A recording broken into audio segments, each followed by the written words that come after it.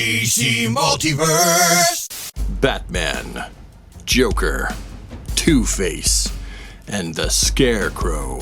That's who we're going to be reviewing today on the channel. McFarlane Toys released their versions of the Christian Bale Batman-verse, Batman, Joker, Two-Face, and Scarecrow. There are a lot of people excited about these figures, and for good reason, because not only do we get Batman, who comes with 3 batarangs and his grapnel launcher, the Joker, with a stack of money, Two-Face, who comes with, well, nothing, and Scarecrow, who comes with interchangeable trigger finger hands, but they all come with a piece for the collect-to-build Bane. Batman comes with the legs, the Joker comes with the head and 3 sets of hands, Two-Face comes with Bane's torso, and Scarecrow comes with both of Bane's beefy arms. When you put them all together, you get Bane. And of course each figure is going to come with a trading card and a round black circular action figure base. All cards have a bio on the back, so feel free to pause to read them if you would like to.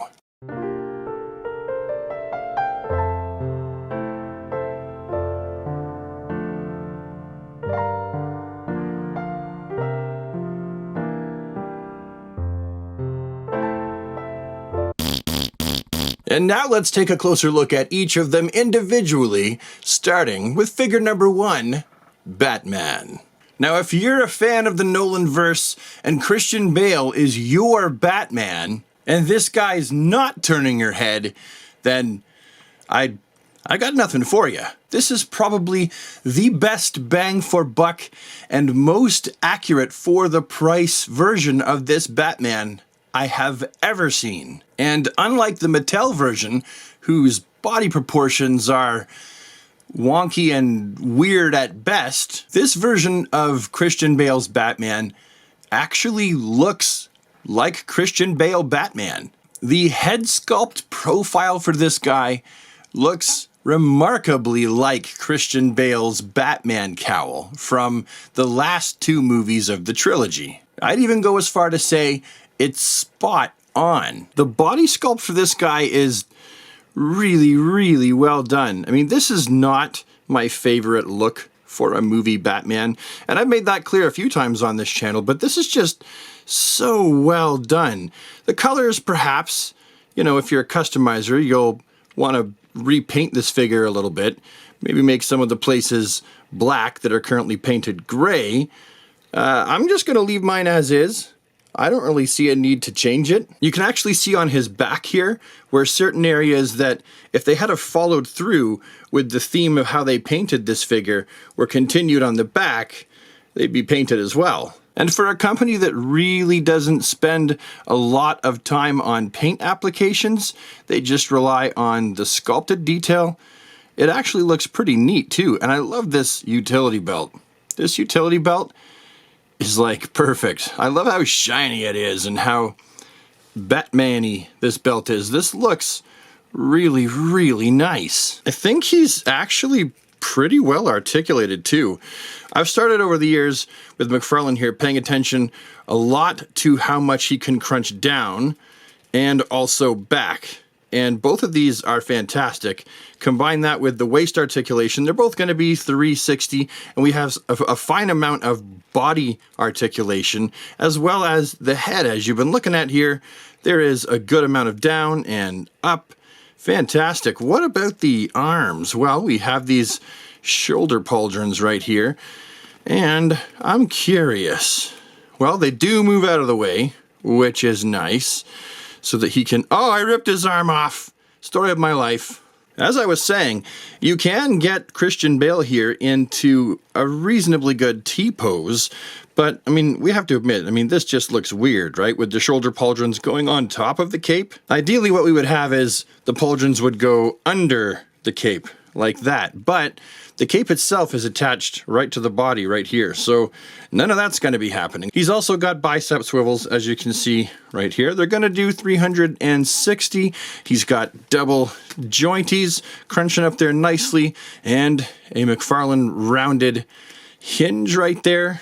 And then down here, he's got the McFarlane clickety-clack groin. I will say that even though when you take these legs off, if you pop off Batman's leg and you have a little peek on the inside, this is how McFarlane's groins and leg attachment for their articulation works.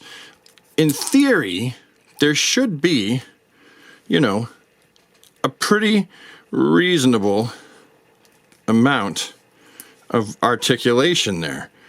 But the problem, and let's just reattach his leg here, is that in practice, once you have it attached to the body, it doesn't really rotate like you would want it to, just to give it that extra bit of mobility. This one actually does quite well. If they all did this, that would be okay with me. But some of them, you really got to reef on them. And we all know that others, no matter how much you turn and reef, they're not going anywhere just because that's the makeup of the figure. But the articulation itself, the rest of it, I mean, he can move around like a human. I mean, I can't do much better than that. And you've also got double jointed knees that do the job quite nicely. The rounded hinge up here in the ankle, except for it's actually a shaped hinge. I should start calling it a shaped hinge from now on. And of course, it's going to pivot, and you have the toe, pivot, pivot, toe, pivot, pivot, toe. Okay, well, that's pretty much enough articulation for me, though. No huge complaints, just the things that I've mentioned. And also, for a final note with this Batman, it is nice that we got a trigger finger hand that has a reason to have a trigger finger. He's got his bat grapple gun. And although it's shaped like a gun, it's somehow slipped through the cracks, so no complaints here. And now we're on to everyone's favorite agent of chaos, the Joker. And again, I gotta say, just like Batman, for the price point, I have yet to see a finer interpretation of Heath Ledger's Joker.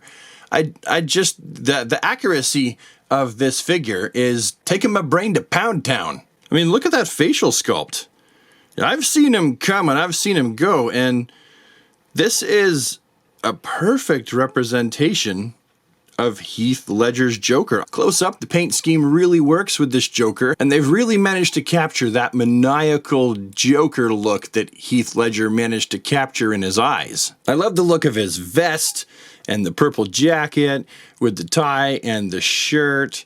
I'm sure there are areas here where if we compare a picture right next to the Joker that, yeah, there could have been other details painted in. But what's here looks like it's been really well done, and I just really get a Heath Ledger-y Joker feel from this figure. I love the pants, too. Sculpted stripes, and they're a different tone of purple than the jacket. I really like this. There's his brown shoes, and of course, he's got his chain right there off to the side. The back of the jacket looks nice as well. I like how they've done the sculpted piece of the jacket here and the sculpted piece here that are kind of flapping over the existing flaps on his jacket.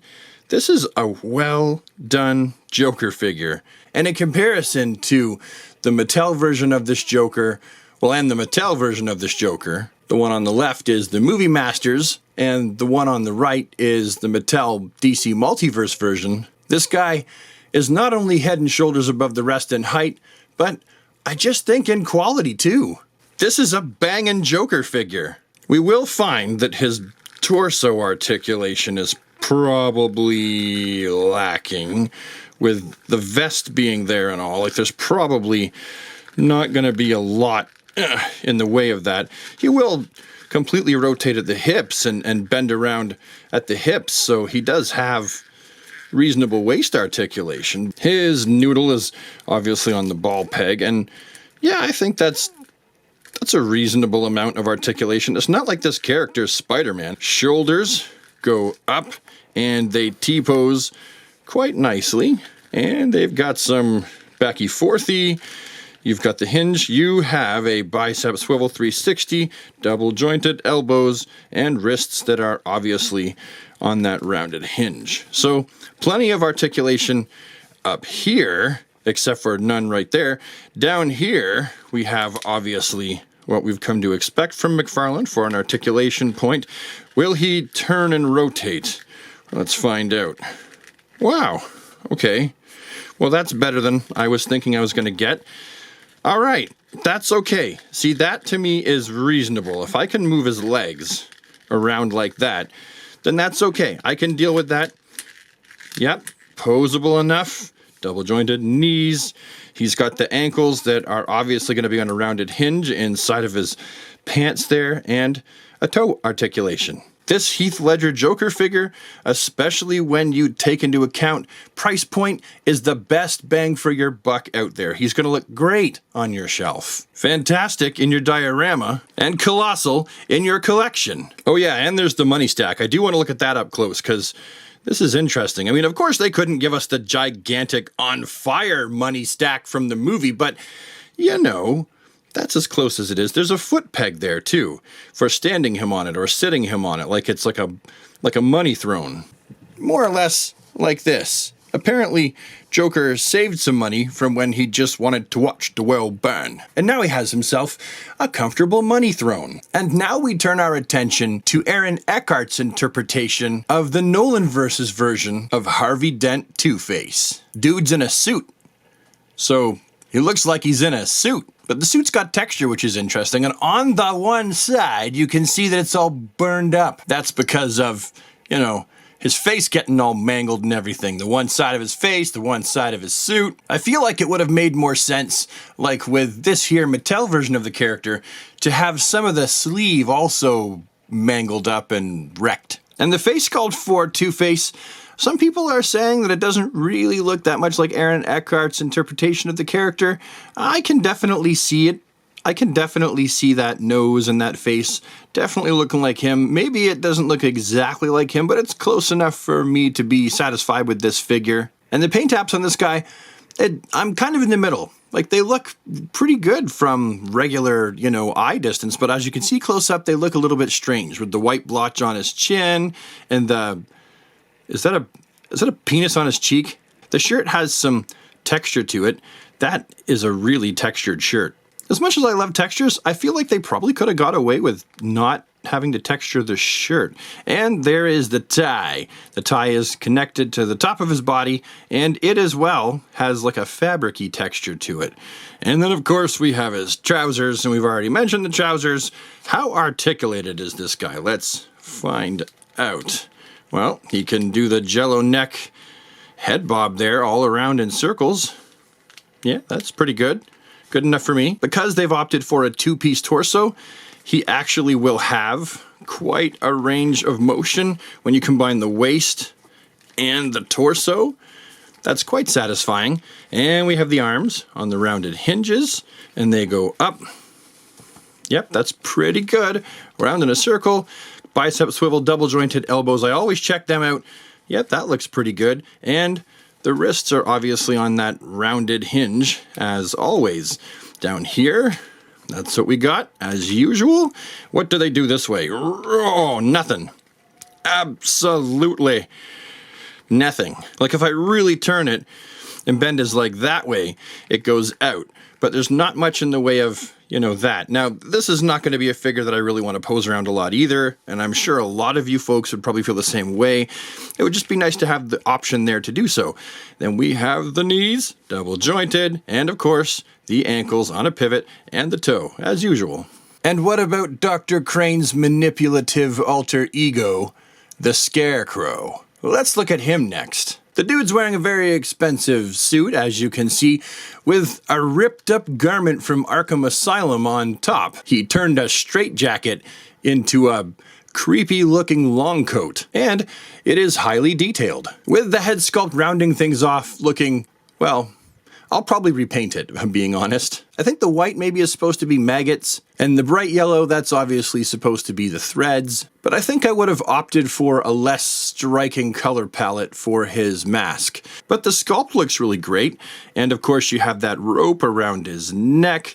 The body here, the wash over his straitjacket, I mean, I get it. It's supposed to look dirty, and it does look dirty, but I would have probably opted for a brown wash as opposed to a black wash, and I'm not really sure why whoever did the wash put a spot right there. That's a circle, and once you see it, you can't unsee it. So this will definitely be getting some kind of a repaint of some kind. Maybe I'll remove some of the black wash and refinish it or something like that. I'm not entirely sure, but no, it generally looks pretty good. The straps are all molded right to the suit. So rather than having them hanging off, they're all molded directly to his really creepy, probably pretty smelly suit. In comparison to the Mattel version, you can definitely see there's huge differences. Like the Mattel straitjacket is actually a lighter, more straitjackety material color. And you can definitely look at these cowls and see like the Scarecrow hood from Mattel is much, much different than the one that McFarlane has made. So just how articulated is this guy? Well, I don't know. I don't have really huge hopes. Wow, okay. Definitely very surprised at what kind of movement the head gets. I didn't think it was going to be as much. And the arms, look at that. Oh, now he looks kind of like a Scarecrow. Like imagine him hanging on a post out in the field. He has pretty good range of motion with these arms too, by the way, and bickety-backety motion like that. He does have... it's not really a bicep swivel, is it? That's more like the elbow swivel. And I actually don't mind the elbow swivel if there's no bicep swivel. I actually really don't mind the elbow swivel, so I'm okay with that. Then we have articulation in both of his wrists by way of the rounded hinge, but of course, these big sleeves are going to get in the way, so I'm not really sure what you're going to want to do with that articulation. The torso, what does he have in the torso? Well, let's see. He can move at the waist, obviously, and then the torso as well. I'm going to move this. Oh, hold on. I'm just going to peel it back. So there's his pants, and there's his jacket. Oh, he doesn't have a full jacket. It's just like an apron. Okay, I suppose that's probably so the figure doesn't get too big and bulky in the mid area. But he does have torso articulation right here, and I'm really going to try to put... Oh, well, I was like, I'm really going to try to push it, and then I broke it off. I didn't really break it. Look at that. It's just pants. It's the sisterhood of the traveling yaya pants. Inside here, you can see the piece that accepts the ball. Let's just stick the ball right there in the hole. Push. Oh my God, that's tight. Okay. All right. So he does have a ball joint in there, but don't expect too much based on the great big rubber suit. And then down here, because Lord knows the jacket's not going to get in the way, it's only an apron, we have the typical articulation and a very reasonable range of motion with no real rotation. Double jointed knees, as always. That is great. That's a fantastic amount. And an ankle, which has, as you all know, rounded hinge, swivel, and toe. Okay, and one more. The guy who, for a time, claimed Gotham as his own. Bane.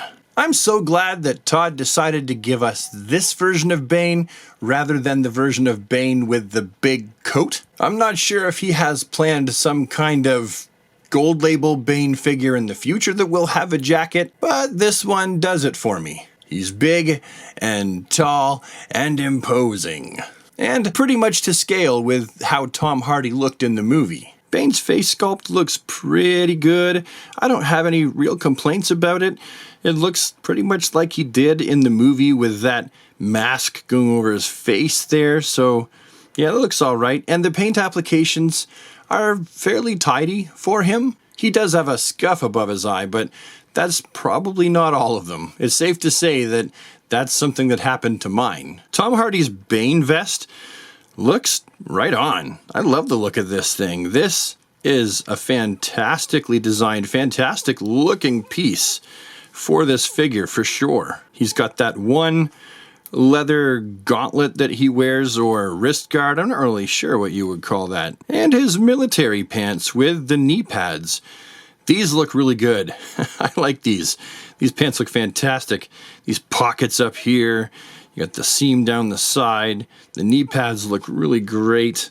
And these boots, the boots look fantastic as well. Mattel did a good version of this Bane for back in the day for what it was, but this one is definitely a massive upgrade. And this Bane definitely fixes something that I never liked about the Mattel version. The Mattel Bane always looked like he had a fat gut. Like if you wanted to stand him up straight, oh, this is challenging because the coat. If you wanted to stand him up, hold on a second. If you wanted to stand him up straight, like that, I mean, you can see he has a little bit of a belly there, but these don't line up. So when you lined those up like they were supposed to be, you ended up with slouchy gut Bane. Yeah, all right, dear, I'll be back. I'm just going to the pub. This one has no such issue. That guy is probably abs all day underneath that vest. Speaking of which, how articulated is he under said vest? Well, of course the waist, we know the waist is going to do all kinds. Now remember, we had to put this guy together. You can see the top of his pants there. He is going to articulate nicely in the torso. See, you know what? It's not even worth trying to bother articulating the character in the torso because this rubber suit will just get in the way. I try every time just to see, but it really isn't worth it. The head has reasonable head articulation by way of a ball joint.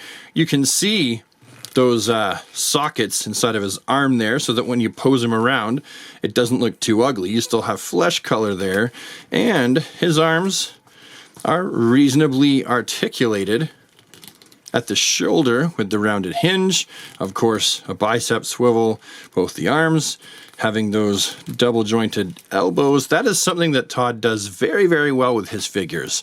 Something that a lot of people really wanted for a long time with their DC figures, those double jointed elbows, and Todd has certainly delivered on those. Maybe not with every figure in the first few waves, but definitely that's the standard pretty much now. Not every time, but certainly most of the time. The wrists have the rounded hinge, and of course down here we have the McFarlane style wave attaching the legs with the groin. Do we have any real motion? Oh, it's clickety-clack. Why is it clickety-clack? Yeah, it's clickety-clack. But we do get some. Okay, well that's better than nothing. That's certainly a lot better than we were getting with some of them. And we have double jointed knees, but how far up can you put the leg to use that knee? About that. That seems about human. And we have articulation here at the midpoint of the boot, as well as the ankle, and we have the toe. So, yeah, I feel like he's reasonably articulated. So what do I think about all 5 of these action figures from McFarlane Toys based on the Christian Bale, Christopher Nolan Batverse? Batman, Joker, and Bane, they're all solid 9.5s for me, with TwoFace coming in the back with, say, an 8, and Scarecrow getting a 7.5. This is going to be a really popular wave. I really can't see this one hanging on the pegs for very long. So yeah, I really, really like this wave. Anyway, that's my review and I'm sticking to it. Hopefully you found this video to be a useful, interesting, entertaining, insightful waste of time, and I will see you with the next one. Bye for now, Super Friends.